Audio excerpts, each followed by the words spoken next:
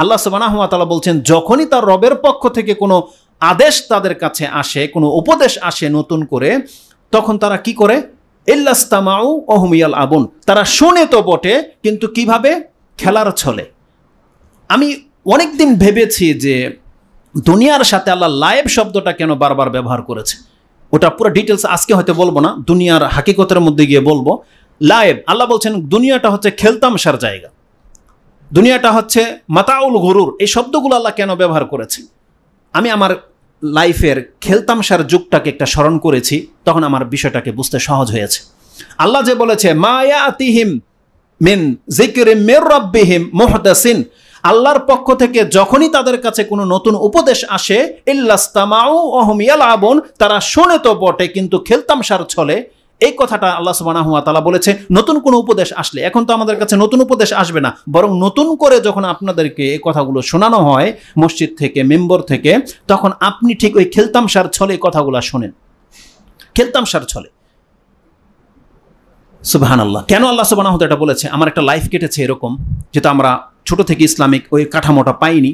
আমাকে যখন বাজারে পাঠাতো তখন ভিডিও গেমসের যুগ ছিল, ওই যে বক্সের মতো একটা টিভির মধ্যে গেমস খেলতো, টাকা দিয়ে 2 টাকা করে গেমস বা কিছু, ওটার প্রতি একটা চস্কা আমার হয়ে গিয়েছিল।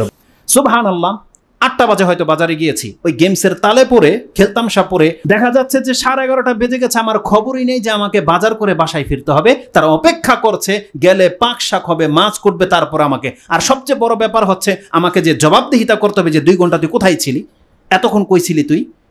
এই জবাবদিহিটা তখন আমাদের মাথায় কাজ করে না, কিন্তু প্রত্যেকের লাইফে এমনটাই হয়। খেলতামশায় যখন মানুষ লিপ্ত হয়, ও এত বেশি ঝুঁকে যায়, তখন ওকে কি কাজের জন্য পাঠানো হয়েছে ওইটা ভুলে যায়। আনাস রাদিয়াল্লাহু তাআলা আনহুকে রাসূলুল্লাহ সাল্লাল্লাহু আলাইহি ওয়াসাল্লাম একদিন পাঠিয়েছে কোনো কাজে।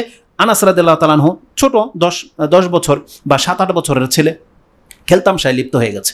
রাসূল সাল্লাম পেছন দিক থেকে এসে তার এই জায়গাটাতে হাত দিয়ে বলছে, ইয়া উনাইস বা এর ভাষায় বলেছে, তোমাকে একটা কাজ করতে বলেছিলাম। সুবহানাল্লাহ। রাসূলুল্লাহ তাকে কিছু বলেনি, কিন্তু সে বলছে ইয়া রাসূলুল্লাহ এক্ষুনি আমি যাচ্ছি। ভুলে গেছে। তার মানে মানুষ যখন খেলতামশায় লিপ্ত হয়, সে ভুলে যায় যে তাকে কি কমান্ড করা হয়েছে। সে যে কোনো ব্যক্তি হোক, একটা রাষ্ট্রের নায়ক যদি খেলতামশার মধ্যে লিপ্ত হয়ে যায়, সে তার দায়িত্ব ভুলে যাবে যে তাকে কত কি করণীয় রয়েছে। যখন আমাদের দেশের প্রধানমন্ত্রী স্টেডিয়ামে বসে খেলা দেখে, এই খেলতামশাওয়ালা লোক কোনোদিন দায়িত্বশীল হতে পারে না। যে কেউ হোক, খেলতামশার সাথে যারা জড়াবে তারা কোনোদিন তাদের দায়িত্ব পুরো করতে পারবে না, সে যেই লেভেলের লোক হোক না কেন। খেলতামশা এত মারাত্মক একটা জিনিস, যার কারণে আল্লাহ সুবহানাহু ওয়া তাআলা বারবারই বলেছে দেখো দুনিয়াটা কিন্তু খেলতামশার জিনিস। তার মানে মানুষ যখন খেলতামশায় ব্যস্ত হয়ে যায়, ওর অন্তর গাফিল হয়ে যায় ওর দায়িত্ব কর্ম থেকে। পরকাল এমন একটা সেন্সিটিভ জায়গা যেখানে আমাদের নেয়ামত এবং আমাদের শাস্তি দুটাই আছে, কিন্তু আমাদের খেলতামশা আমাদেরকে ভুলিয়ে দিয়েছে যে আমাদের হাকিকতটা কি, মরার পর আমাদের কি হবে। আল্লাহ বলছেন ইল্লাস্তামাউ ওয়া হুম ইয়ালআবুন, তারা যেন খেলতামশায় ব্যস্ত রয়েছে।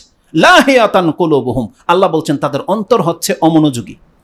দেখেন, খেলতামশার পরে আল্লাহ সুবহানাহু ওয়া তাআলা অমনোযোগীর কথাটা এনেছেন। কেন?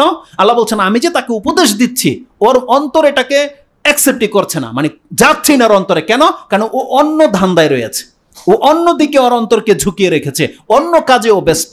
আজকে যেই সমস্ত মা বোনদের বাচ্চাগুলোকে আপনি গেমস দিয়ে বসিয়ে রেখেছেন, আপনি ওর মুখ থেকে একটা পড়া বের করতে পারবেন না যতক্ষণ পর্যন্ত ওর হাত থেকে গেমস রয়েছে।